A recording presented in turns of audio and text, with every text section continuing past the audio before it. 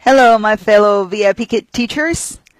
I am back again just to make a little addition to my last video. If you haven't seen my last video, it is about how to use ManyCam without paying for any extra features on one device with only one screen. So simplifying it to the most portable edition of Google Slides.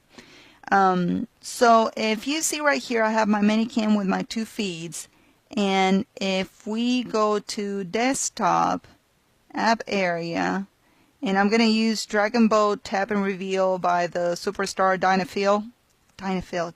It's Dinah? I'm going to guess Dinah.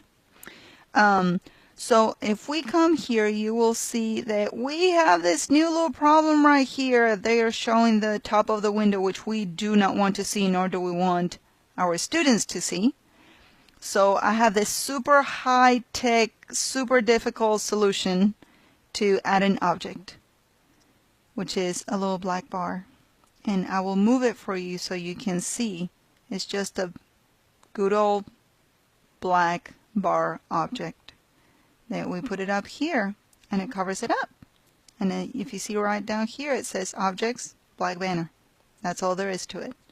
I am going to make sure to add this as a I think it's MCV extension file in the links, so you can download it and it should be right there straight for you. Nice color, nice size.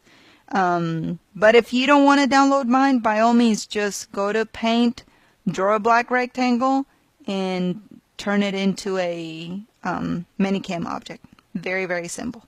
So I hope this helps. It makes it look all nice and, professional. And if you have any other questions, by all means, let me know, and I'll see if I can finagle it for you. As you can tell, I'm not an expert, but I can, fix glitches.